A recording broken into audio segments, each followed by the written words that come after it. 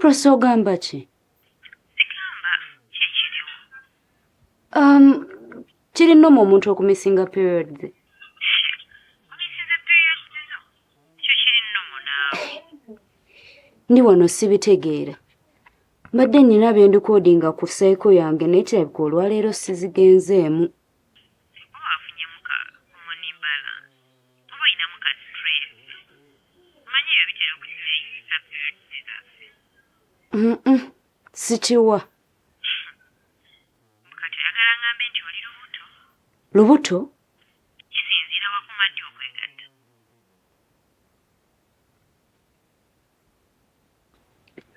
Thank you, Jesus, in my heart. Father, I want to thank you for today.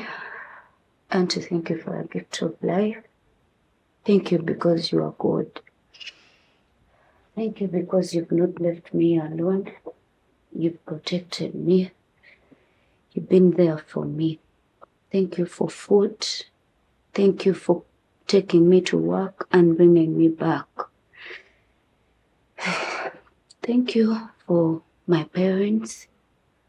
Thank you for my friends and everyone around me.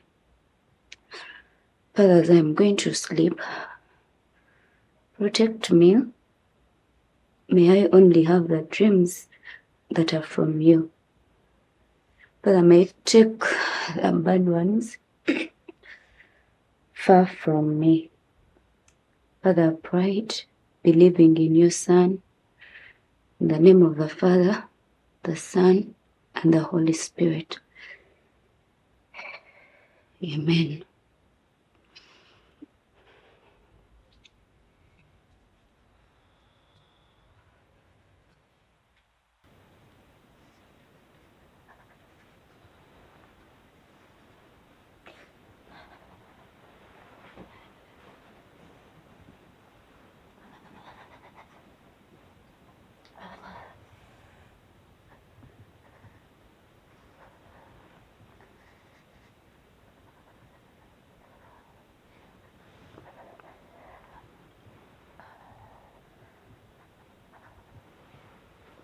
Susan. Obadde ki? Sam.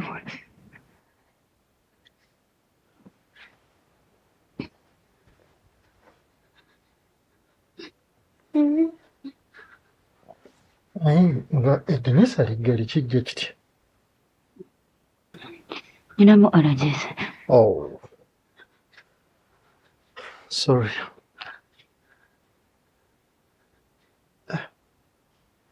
Kati nze obadde oyagala nkuyambe nki? Takayinja kuba bulungi.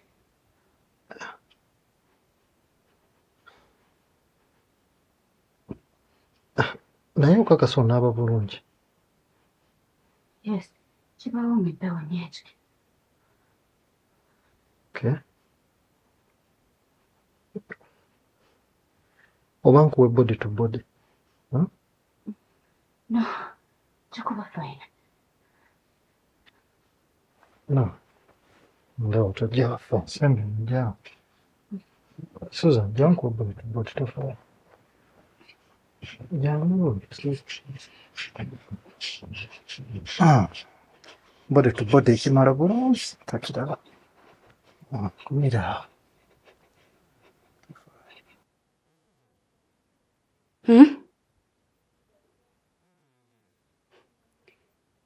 Bw'oba olinako budde sooka ojje.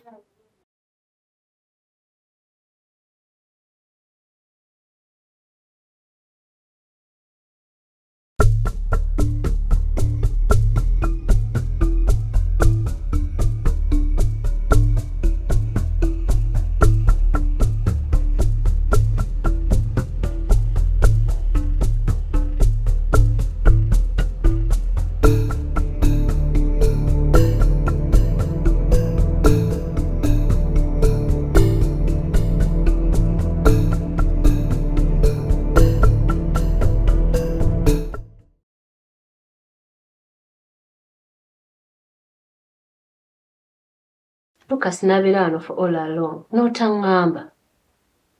Awai, yali ansaba muyamba okusinziira ku ebyo ebyamutuukako. N'osirika for all along nga tombuulira. Nange, yansaba I keep it as a secret. Wabula oli muzibu. Kati wuyo olina lubuto lwe. Obwayi, tekinnakakasibwa. Ate gwe yali anyumirwa akafuba ke. Gwe wali osuubira ki? Rosi, tokisussa ate. Nkuyise ku nnyamba. Nze okusinziira ku byonnyumirizza. Oli lubuto. Tekirina wadde okubuuza. Wuyo you didn't use any protection. Kati gwe osuubira ki? Wabula singa nze mbadde ggwe. Nandigenze mu ddwaliro ne bankebera. Bwe mba ndi lubuto ne baluggyamu. Obwayi, abalokole tetukkiririza mu abortion. Wabula kati siina bwe ngenda kuyamba. Lukasi ye aliwa. Yatandika okukola. Kati akyakolawo ki wano? Abadde akyanoonya akasente agende. Wabula munoonya. Yatwala akasente kange and he started ignoring me. Kyokka naawe n'otambuusa. I'm sorry about that. Nali nkipinga kye yansaba. So kati osazeewo ki?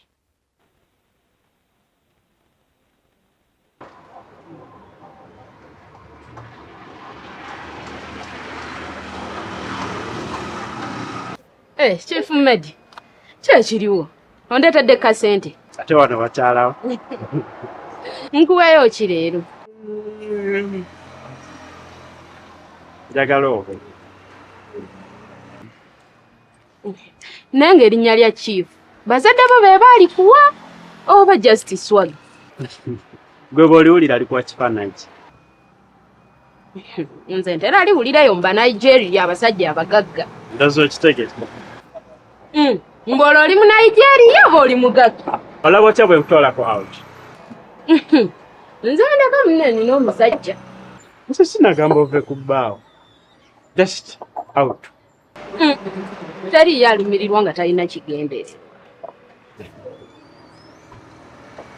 Oli mukazi mukozi ku bbanga lyemaze nga nzija wano. Nnyo otwalako out. Buno osigazzaawo nno busatu. Buno. Okay. It's okay. Njabujja ewalala.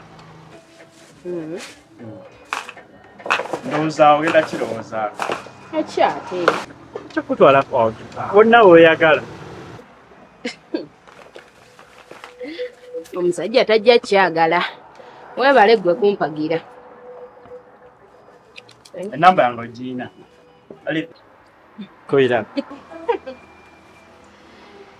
Eyo Medi.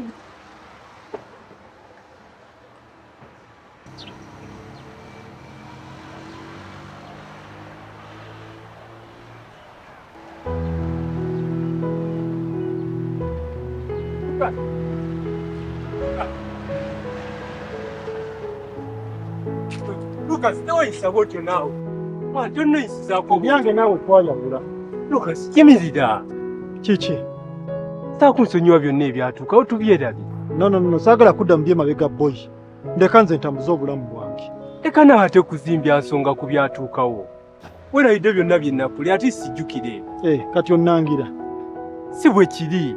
N'ate ndaba nga ggwe yeerabidde ebirungi bye nnakole. Ebyo ebyatuukawo tebirina kutuleetera kufiirwa friendship yaffe. Tuli basajja, tetulina ate kweyisa nga bakazi.